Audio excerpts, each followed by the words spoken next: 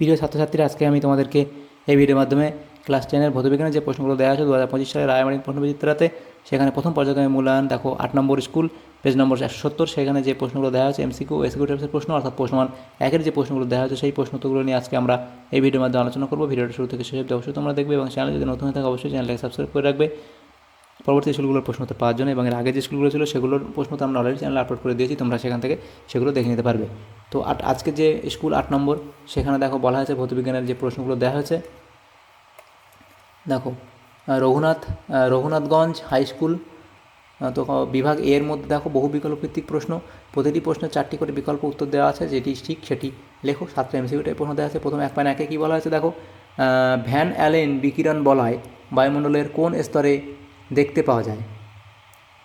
এটা হবে ম্যাগনেটোস্ফিয়ার, অর্থাৎ অপশান বি সঠিক উত্তর হবে। নেক্সট প্রশ্ন, প্রতিসরণের ক্ষেত্রে চ্যুতির মান সর্বনিম্ন হয় যখন আপাতন কোণের মান কত ডিগ্রি এখানে বলা হয়েছে? দেখো অপশান এ হবে সঠিক উত্তর, 0 ডিগ্রি হয়।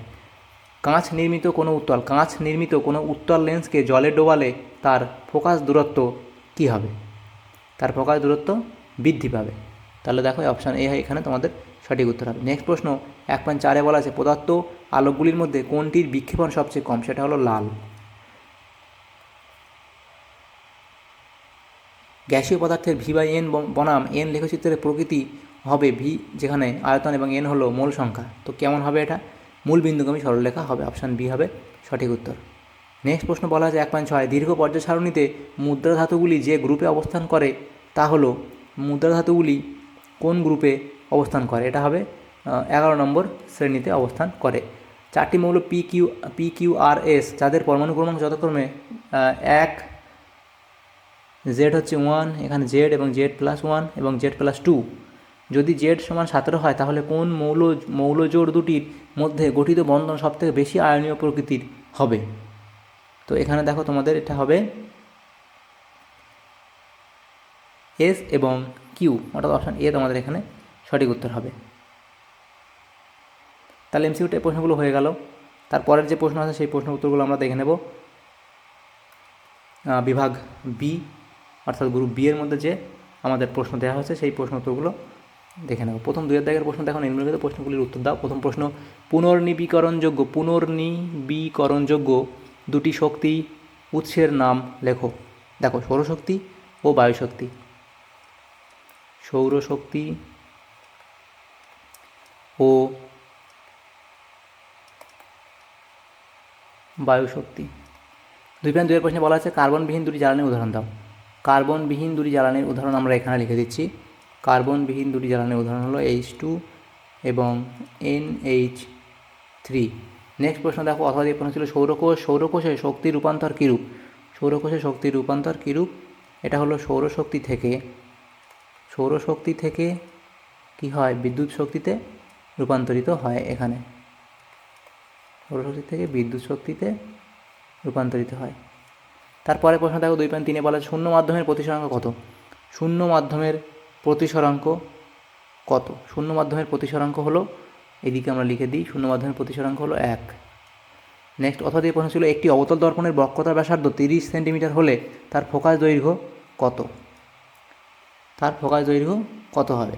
তো আমরা তো সূত্র জানি যে ফোকাস দৈর্ঘ্য ইকুয়ালস টু R/2। তাহলে সেখানে দেখো বক্রতা ব্যাসার্ধের অবতল দর্পণের বক্রতা ব্যাসার্ধ 30, তাহলে দেখো এই R এর জায়গায় আমরা 30 বসাবো। তাহলে আমাদের F এর মান কত আসবে? ফোকাস দৈর্ঘ্য আসবে 15। তাহলে সঠিক উত্তর তোমাদের হবে কত? 15 সেন্টিমিটার। রৈখিক বিবর্ধনের একক কী? তো রৈখিক বিবর্ধনের কোনো একক নেই। নেক্সট প্রশ্ন, বায়ুমণ্ডল না থাকলে দিনের বেলায় মেঘমুক্ত আকাশকে কেমন দেখাতো?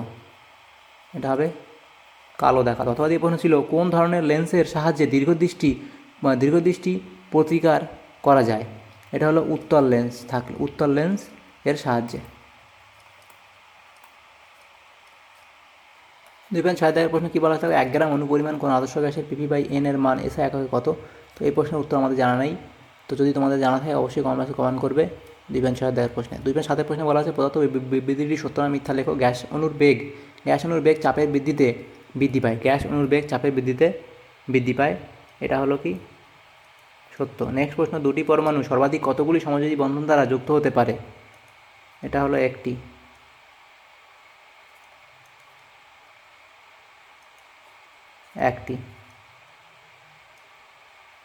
নেক্সট প্রশ্ন বলা হয়েছে একটি তেজস্ক্রিয় ক্ষার ধাতুর নাম লেখো। একটি তেজস্ক্রিয় ক্ষার ধাতুর নাম লেখো। এটা হলো পটাশিয়াম।